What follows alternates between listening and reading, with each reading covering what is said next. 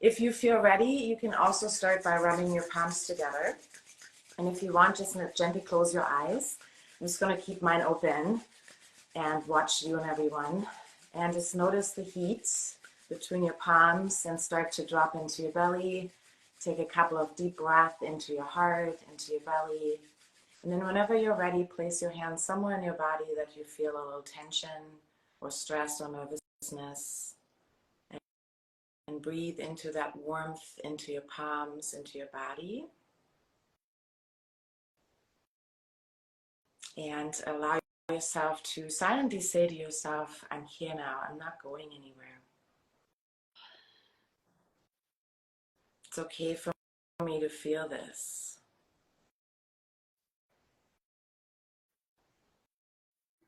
And even though I feel this, I love myself exactly as I am right now.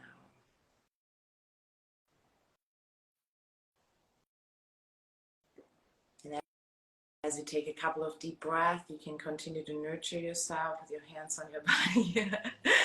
That's right, girl. You've had a full day. Moving energy here. Yeah, just releasing a little bit. So those of you listening, feel free to get really cozy and nurture yourself. Victoria and I were such fans of not overloading our minds with too much information and just really getting into it. So let's start with, how did it all get started for you? Like what part?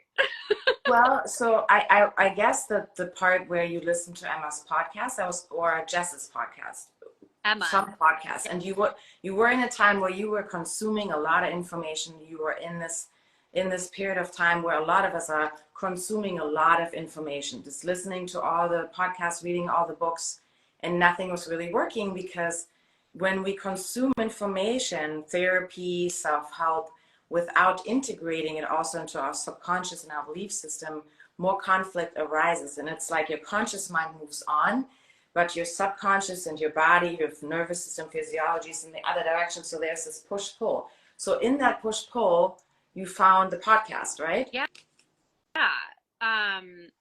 Yeah, I had gone to, let's see, 2 years of therapy. I was having really conflicted relationships, and in the way that I didn't want those relationships to be conflicted. And I was trying my best to, like you said, consume content, understand myself, understand others. I went into Enneagrams and attachment style theory and all of the cognitive tools. And at the end of the day, it didn't help me relate better. It didn't help me uh, feel good around this particular person or these people that in my life that I was having this conflict with. Um, it almost brought more, like you mentioned, that you cognitively understand more, but then you act the same. So it's almost this dissonance between, like, well, why, now that I know, I understand, and I can explain why I am the way I am, the way you are, why do I still feel like shit inside every time I can't even make eye contact with you? It was like, I can't even stand to be in the same vicinity. And that's not what I wanted out of my life. That's not the type of relationships that I ever wanted. I grew up in a household where, my parents had very separate relationships with their families, and we never mixed. And it was like, my aunt couldn't be around my dad, and my dad couldn't be around. And it was just all of this kind of wedging in relationships in my childhood. And that's not what I wanted, right? I didn't consciously want that. And yet here I found myself in that position. I stumbled upon Human Design and Emma Dunwoody's podcast, where you were a guest. And I kid you not, I think I was like 10 minutes into this I remember it took me 2 stoplights before I pulled over my car and I emailed you, because it was almost like this was the missing piece. And I felt that like splenic hit of like, I need this, and I need to talk to you, and I need to understand more about what you're talking about, because it was almost this, I could sense in the way that Emma was talking about working with you, that she had this a felt sense of change, not just, oh, I'm practicing these cognitive tools, or, you know, so it was a different way that she was talking about it. And I was like, that's what I need. And so I think I scheduled a call with you and we did a discovery call, and I was like, I'm buying 4 sessions. I'm in, like, I need this. And so, which was a big investment for me. You know, at that time, I really hadn't invested in myself at all, other than going to therapy, because it was literally like, otherwise I'm just gonna, I'm gonna implode, right? Like, so, yeah, so I found you through the rabbit hole of human design. And, you know, I'm a line 1, so I'm constantly absorbing information because I'm obsessed with knowledge and learning. And, you know, so it's been a really fun journey. But yeah, I think I was in just trying to search for something that would make a difference. I love that we're starting this, because just today I had several conversations with the same topic, and I think it resonates for so many. And I always call it conscious mind overload. I'm sure there's other labels people are using, but when we overly consume information, not only does it jack up and activate our nervous system, and we'll feel constantly like anxious and not enough and like we're not doing enough, but also what happens is all that knowledge and even spiritual understanding. So let's also put plant medicine and spiritual tools into the same category. They're all self-awareness tools, filling our conscious mind and then helping us beeline to source. Super important. So it's not a dissing on any of that. It's just there's 3 minds. We have the conscious mind that learns new information. Then we have the superconscious, where it's our connection to source, our intuition. And then between that is that vast ocean of the subconscious. And so when we only consume information or talk about it or do awareness tools or both, then we have this awareness, and then we're sitting with the awareness. And you have the awareness that your belief is, I'm not good enough. You have the awareness that your belief is, you're so different and so weird you can't connect. You have the awareness that you have all these different traumas. And then it's like, whoa, what do I do now? I'm sitting with all this activation. And then what happens is a lot of times we conclude that we're broken. So many people in this world of years of self-awareness and therapy just kind of conclude, I'm broken, and start slapping labels on themselves. Anxious, depressed, ADHD. And while all of that has also a place, a lot of it are simply trauma responses and negative beliefs that are causing a tug of war inside of our system, and that present as a pathology when it's really the human experience and a disconnect between the minds. So that was my little side riff. But then what happened? So then in the first session, you cleared that trauma that you had towards that person. Do you want to talk about that? Yes, because that, and I think I told you after this call that we had, my dog is getting so excited because I'm so excited about this. I literally, we worked on this relationship on our first call. Our call was an hour. We closed that trauma loop. I created new empowering beliefs. I rewrote that story. And the next day, this person came over unannounced, which really would trigger me. But I felt peace inside.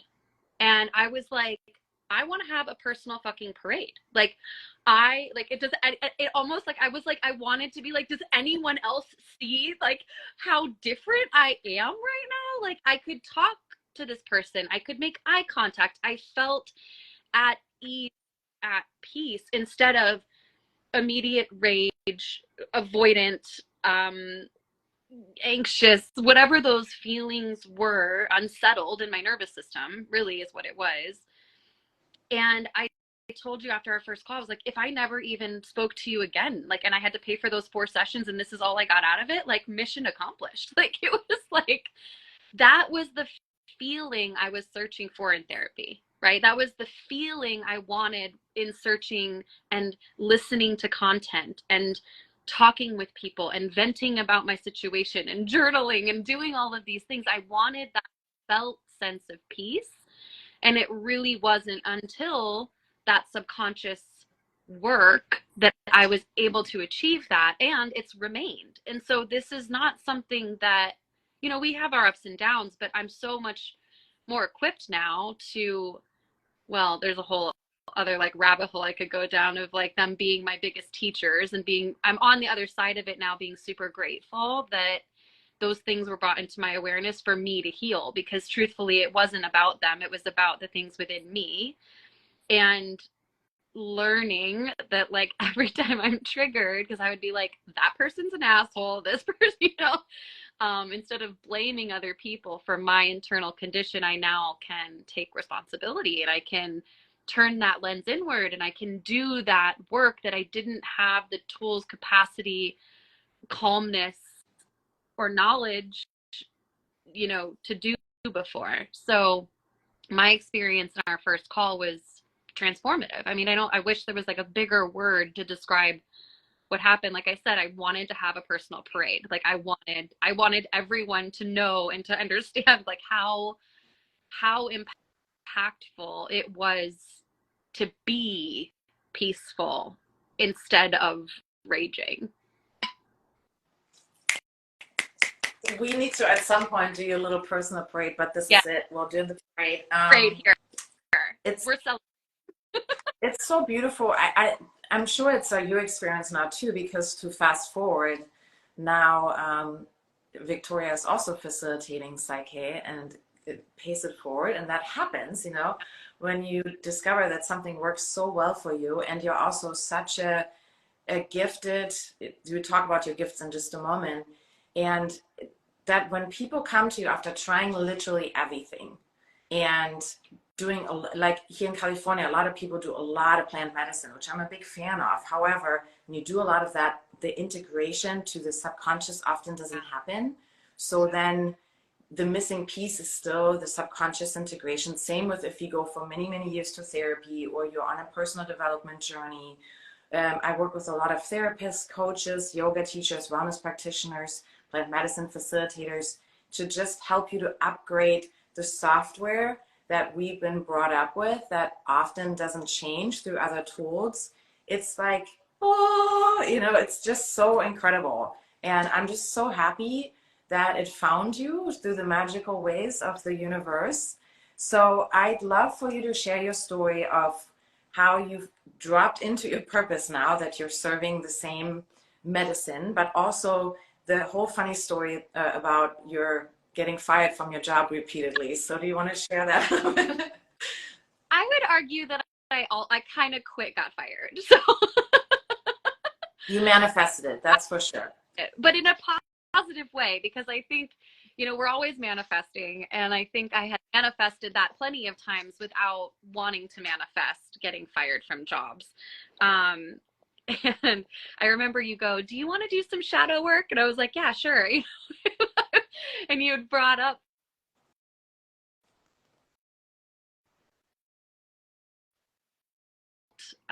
boss at the time, and I had mentioned to you, like, just like anybody really, for me it was work, right? So it could be a boyfriend that, like, you know, they progressively get more toxic, or you know, for me it was my jobs. And so I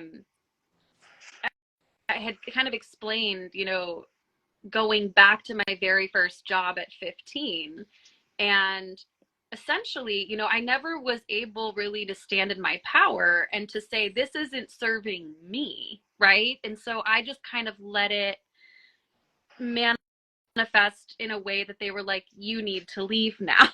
So, and this was like always so mind-boggling to me, because I remember in college, you know, like I worked at Victoria's Secret at Scottsdale Fashion Square, and then I went down to U of A. And my boss at the time was like, well, this isn't Scottsdale. Like, you don't work in Scottsdale. And I was just like, what is this attitude? I'm not even from Scottsdale. Like, I was so thrown off guard. But I think the point is that, you know, if we don't believe that we can stand in our personal power, and if we're not putting in these necessary psychological, physical, mental, spiritual boundaries, that's where that water gets really muddy, right? And so for me, it was like, you know, they just, I had many jobs just like take me off the schedule. Like this Victoria's Secret job, she just like took me off the schedule, which was the same story as the job at 15, which is the same story as my job at the gym at 19. And like I had this kind of progression where they're just like, just don't come back anymore, you know? Like, and it was really bizarre. And so when I was doing this work with you, we went into that very first experience, and I got to, with the TPS balance, basically rewrite that narrative and have that conversation and walk away from it feeling empowered versus kind of the victim of the circumstance. And so shortly after we did that, I wrote a letter with a boundary and asked for another manager, effective immediately, because there was a lot there, a lot of learning for me and healing. And it wasn't granted, and we parted ways. But I felt, you know, liberated. Honestly, it literally felt like a weight was lifted off of my body. And you don't realize how heavy these things are, especially because I'm like such a eternal optimist, right? It's like I can find the good in everything, which is a whole nother thing where you were like, you're spiritually bypassing. I was like, I have no idea what you're saying. So like, we could talk about, but you know, it was a way for me to recognize how I was growing up, how I was contributing to my reality, how I was actually calling in these circumstances so I could again heal and grow and evolve. You know, and after that, I basically just, my husband was like, well, we kind of rely on your job. Like, you need another job. What are you going to get another, you know, and like, he was like very like worried about it. And I just had this just total confidence in the universe where it was like, you know what? I'm doing something different. I'm trusting that like something better is coming my way.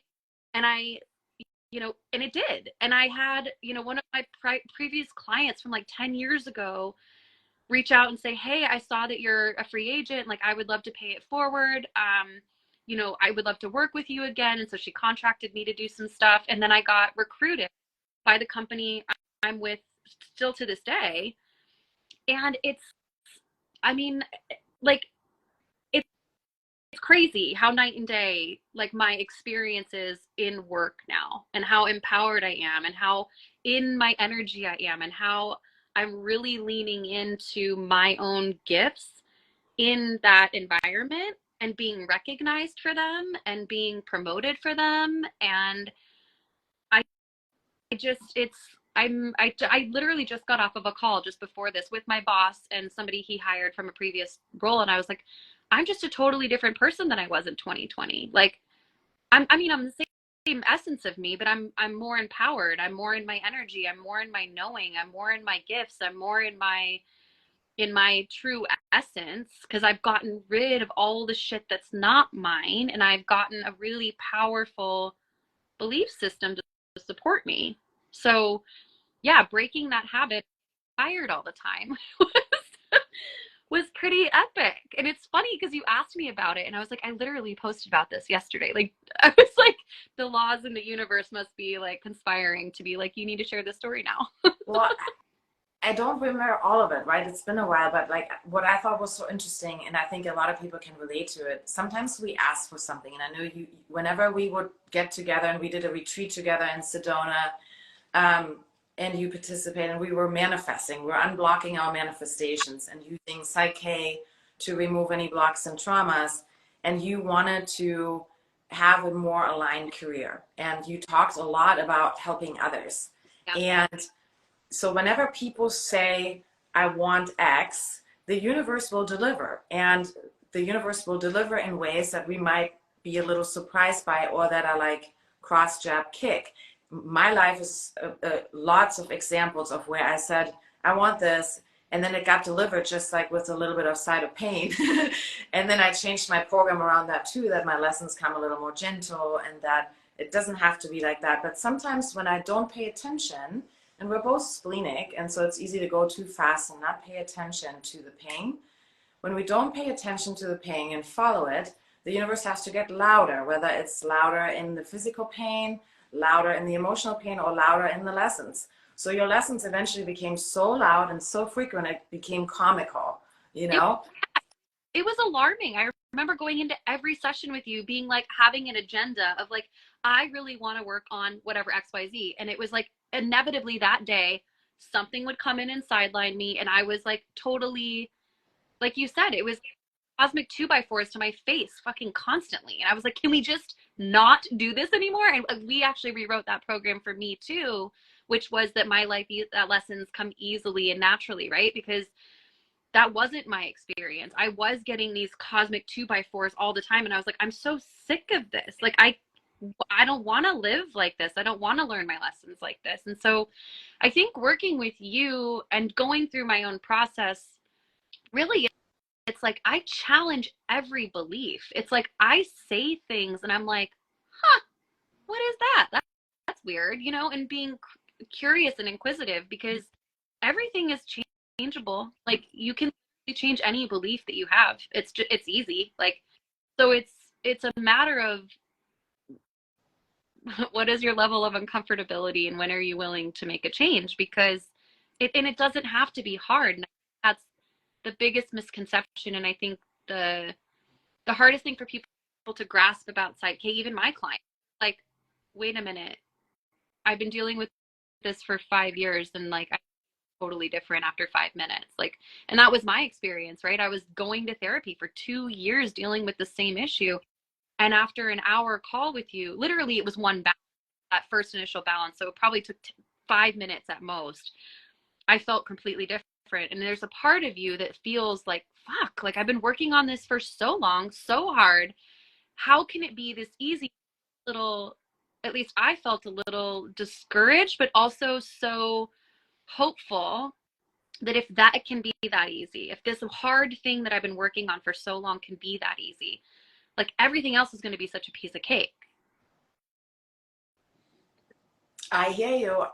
I think when I first came across PSYCH-K and started to integrate it for myself and my clients, I went through months of a bit of an ego death. You know, everything I learned and studied for 20 years, I realized how much it was just hot air that I was blowing at myself and other people, and that it's really all belief systems that are playing out, and we're never upset about what we think we are. The analysis that we're doing about human behavior and each other is only partially true. And yeah, so a lot of it was like, whoa, a little humbling when you realize that it can be that easy. And a lot of people cannot, they have the belief that it has to be hard and complicated and that they cannot accept it. Now, I was one of them. I came across PSYCH-K in 2016, and I experienced like, I saw something on YouTube, tried it out, and it totally worked. But you know how it is when you watch something on YouTube, you try it out without explanation. I just jumped in and experimented. And my belief system at the time was, that can't be, that's too good to be true. So I dismissed it as BS, basically. And I mean, there is a lot of BS out there promising subconscious change. And it's such a buzzword now that everybody puts after, I'm doing a workshop and you change your subconscious, and it doesn't actually change the subconscious. So anyways, 2018 is when it came back around to me, and I was finally ready to accept that I could change my life much easier than I was taught to believe. And it was very humbling. And I'm hearing it was the same for you. So, and that's what could happen in the process. But nevertheless, for those that are ready to make lasting changes, it's kind of like, think about it as I always tell people, if you're trying to go to the dentist with a broken leg, you will still get something. You'll get attention from the doctor, you'll get some compassion, but ultimately the dentist cannot help you with your broken leg. So go somewhere else, get a different key. And PSYCH-K is one of the most powerful keys that you can use to help yourself. And so what I also love, it's not facilitator dependent. There is no patient, doctor, or therapist patient type thing. We're partners and we're working together, and the answers are within the room, and the facilitator's job is to listen, ask questions, and to guide and facilitate the process. So to me, that's also the next paradigm we're moving into, which is the paradigm of personal power and empowerment and self-leadership, and no longer going to someone like heal me, but understanding I am my own healer. And through whatever gifts you have to offer, I can heal myself. And we can tap into our gifts that way and share them with each other. One really powerful thing that PSYCH-K also does, or subconscious change does, it clears the path to your intuition, to your higher self. So we have these three minds, right? The conscious mind, the subconscious mind, the superconscious mind. And the more you unblock yourself, clear trauma, change your belief, the clearer your channels get. And I love that in your Instagram bio you say, I'm sort of psychic. I'd say you need to be like, I'm completely psychic. So you are basically psychic. And so half of the people I work with are therapists, coaches, wellness leaders, CEOs, like business leaders, entrepreneurs, soulpreneurs. And the other half is people with really amazing gifts. You have a little bit of both, but I have a lot of mediums, psychics, intuitives, clairvoyant, clairaudient, all the clairs. Yeah. So do you want to talk a little bit about your psychic abilities that came more online through this work? Well, you actually helped me through those. I had some really scary experiences because I have these natural gifts and I didn't have a mentor in how to channel these things, how to put up psychic protections. So I was having not so nice spirits come around. And it was pretty for me. And so I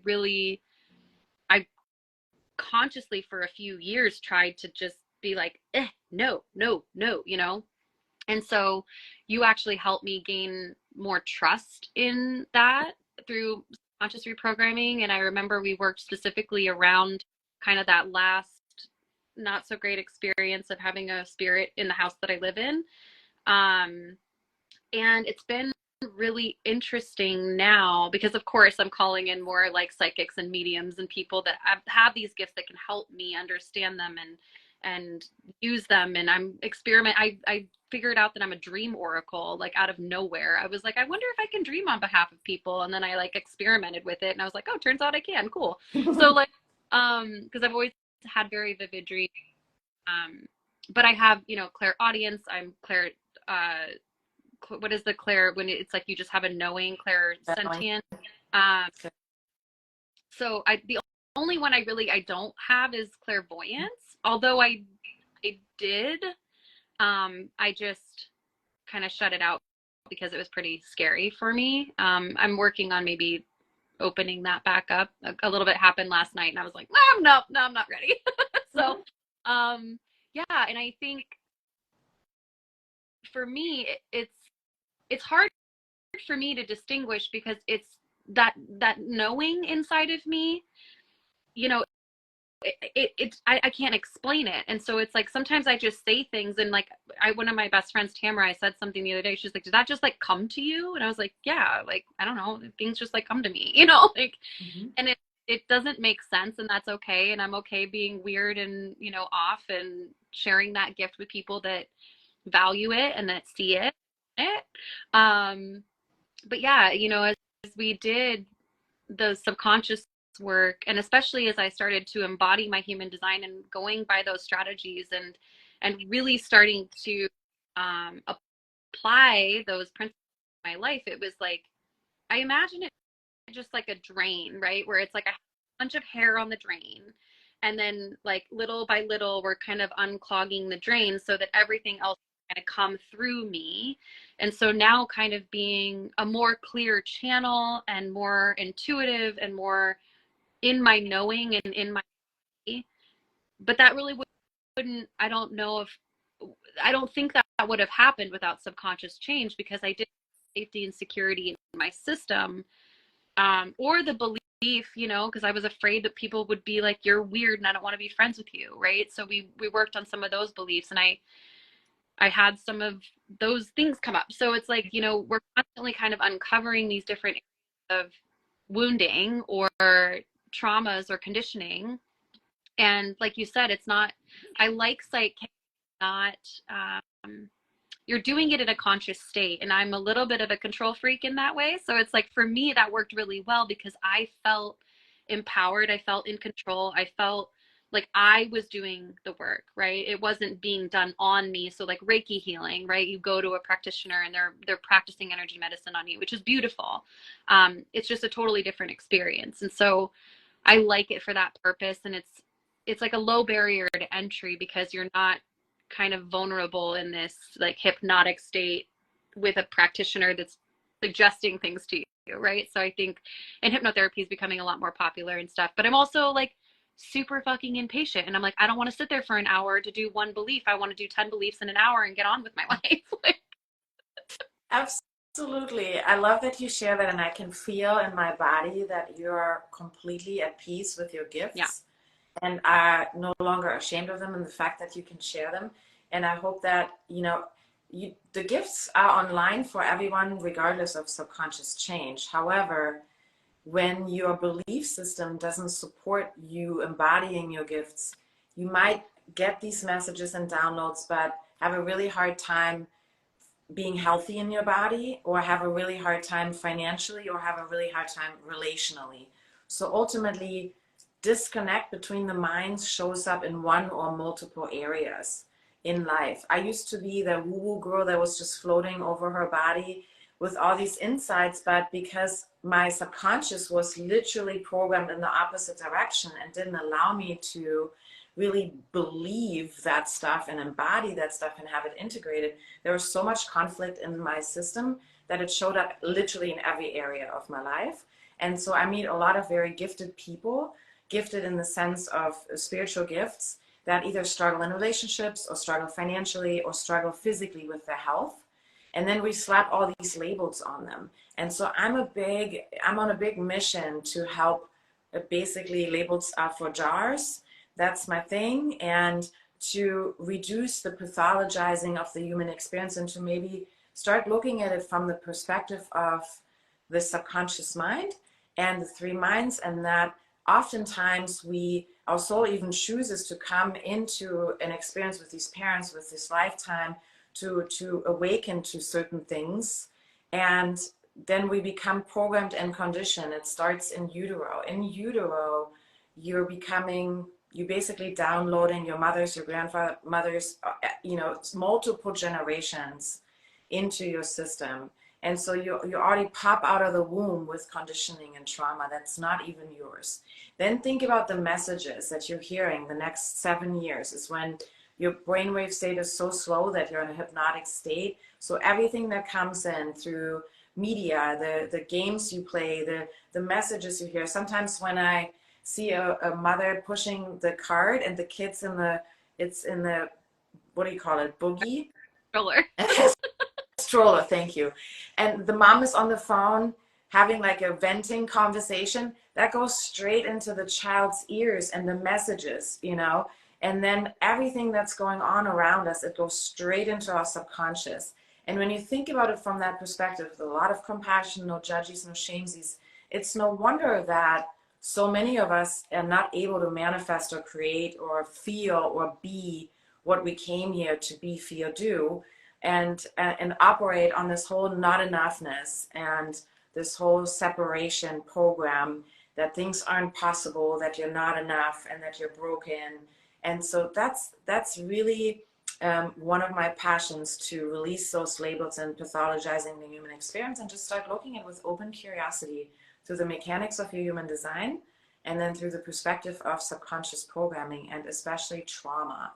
Trauma, what it does to the mind, body, nervous system, trauma lives in the subconscious mind, and trauma is anything that it was emotionally charged. So a lot of people think of trauma as the classic big T things: assault, accidents, violence. But to the subconscious mind, there's no distinction. I actually meet a lot of people that had a lot of little T trauma that are way more traumatized in their nervous system, health, and body and behaviors than someone that had a big T trauma. So it's really fascinating to witness the associations. And what's so beautiful with PSYCH-K is you can close these trauma loops so that it basically becomes neutralized, peace and non-attachment. And then you can go, okay, it's not only what happened here for me, but also what did I make it mean about myself? Let's say you were bullied, and you got beaten and called names, that experience itself is a trauma. You can clear that. But then it's not just that event, but also what do we make that mean about ourselves? I'm not good enough. Nobody likes me. I'm too different. I need to just shrink. And all these behaviors and all these messages become your program. And especially if that happens in the formative years before our frontal lobe forms. So it's fascinating to look at the human experience instead of pathology with curiosity, mechanics through the lens of trauma informedness, and then be curious to what's possible. And you're a living, breathing example. I get goosebumps just how much is possible in just such short amount of time for you. I'm so like proud is not even the word. Just like so in awe and so inspired by you. And you not only, are you passing it on, but you're also creating really good stuff. So you want to kind of share with people what you're up to, what they can get from you right now to get going? Yeah. I actually just posted, I think I messaged you earlier about it. I posted kind of a 5-step process of, I'm calling it turning self-sabotage into self-love, and where we have these moments where maybe we're not super proud of ourselves, or we're not attaining our goals, or we're being teased by something is kind of sabotaged in our life, and how to use that and transform that into really turning within and going and giving yourself that open, compassionate, curious perspective. Because for me, and I'm obsessed with the subconscious mind. I'm like literally using it for everything. It's like I just read a book called The Food Codes, and how you can use your subconscious mind to like pick foods and know where to eat and know what your body needs in certain moments of your cycle, or the seasons and things like that. And so I'm experimenting all the time with my subconscious mind. um but I have freebies on my website. It's therapidrenegade.com. I have a Feel Your Feelings guide, which I actually link to your body scan, which is amazing and such a supportive tool. But I kind of outline, where are these emotions in the body, and where do they live, and how to identify it, and how do I identify what I need, right? Because a lot of us, we never learned how to meet our own needs. And so a lot of this is really just about tuning in and meeting our own needs when we need that, and to nurture ourselves and to give ourselves, the compassion and the time and the space. I have a personal values workbook, a family values workbook, because I think, decisions are a lot easier if you know what your values are. To work with me, I do PSYCH-K, like, I also mixed in different modalities. So I do a body code work, which is, you kind of talk about where we come into this world with these traumas, and some of them are beliefs, and some of them, are passed down through storytelling and things like that, or, it wasn't possible for your grandpa, and it's not going to be possible for you. But what I'm realizing by doing the emotion code work, especially in myself, is like we have inherited trapped emotions in our body, which is causing physical pain. And it's so easy, I think, to have our perspective that this is mine, or there's something about me that's broken or ill or diseased. And a lot of times, like, it's not even ours. Like, it's passed down through epigenetics, and it's just such a powerful tool, because it's like, as you heal, you're also healing that vibrationally throughout the lineage. I worked on somebody who had cystic acne, and I kid that it went back 67 generations. And I was like, there's no fucking way. Like, no way. Like, that's impossible, right? I tested it 3 times. And I was like, so we're carrying all of these non-processed emotions and beliefs, and tools like PSYCH-K and facilitators that work on the subconscious level can help not just transform your beliefs, but like transform your physical pain too. Like, I have clients that, one of my best friends had, got diagnosed with rheumatoid arthritis, and I did a couple sessions on her. She hadn't worked out in 6 months because of inflammation and pain. And she called me the day after our second session and said, this was the first day that I woke up without pain, and I went to the gym for the first time in 6 months.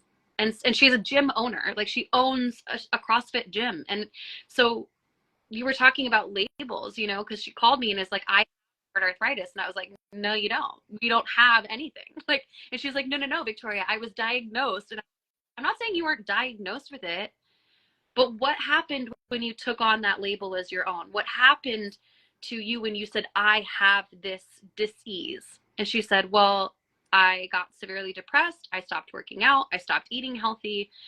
And so when we take on these labels, it has more of an impact than I think people are aware of. And if you can bring open curiosity through the lens of PSYCH-K and subconscious reprogramming, say, I'm just experiencing something, right? And it's calling my attention. And if you can find the right practitioners and to facilitate that for you and empower you to make those changes, to release those things, to move those energies, to balance those disempowering beliefs or install new ones, because sometimes we just never got them in the first place. I'm a living example of just, it's hard for me to like put it in a nutshell, like how different my reality is now than it was in 2020 and before, right? Like I have deeper, more meaningful friendships that are seriously like, I thought I had best friends before.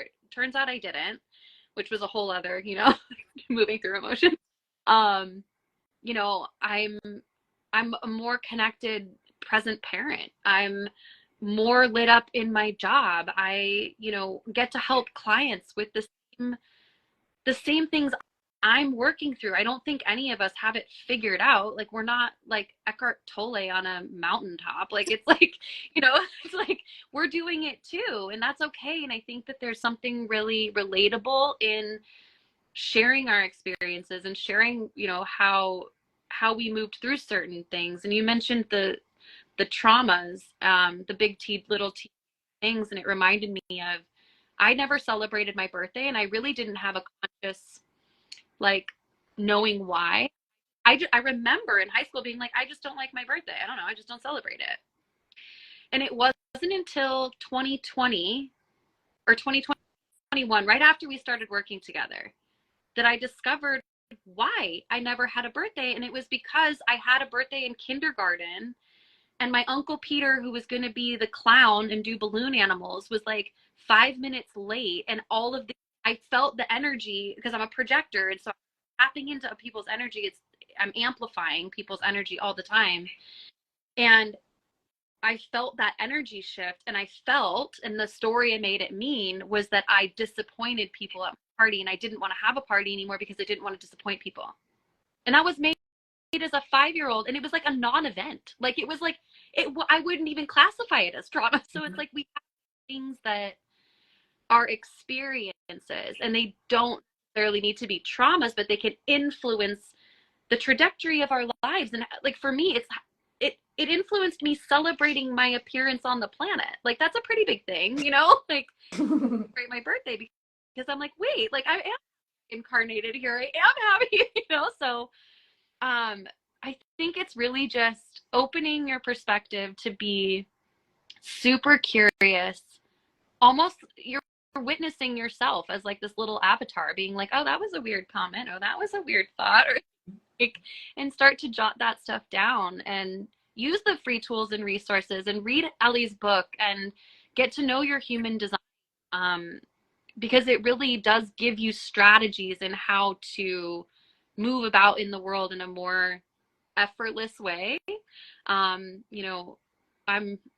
just very, very grateful that I found human design, because it really put a language and an articulation around the things that I've always felt and, experienced in my life, and gave me language to articulate why I do what I do, and that it really is how I am wired, and that's good and beautiful and unique and needed. So I think we're all beautiful and unique and needed, and we have to stop comparing ourselves and taking on these labels and believing the bullshit stories in our brain.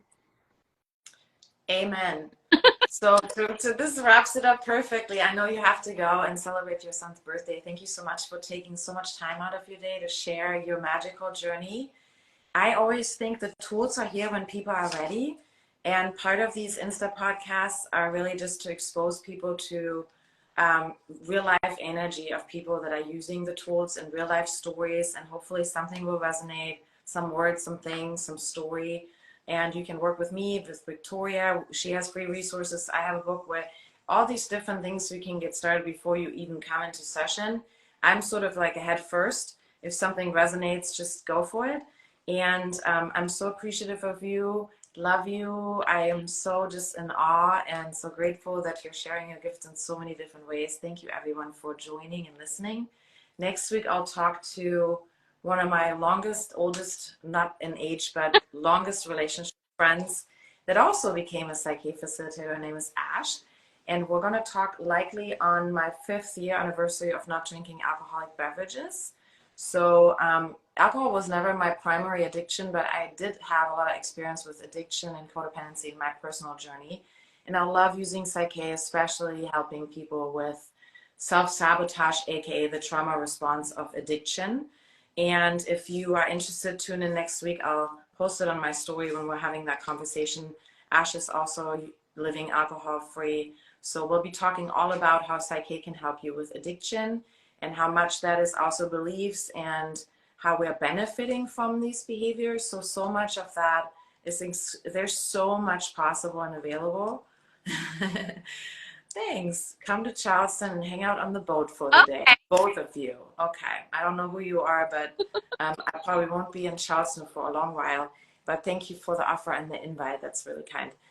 So I love you, Lovey. Have the best night. And thanks, everyone. See you on the next Instapod. I love you. Bye.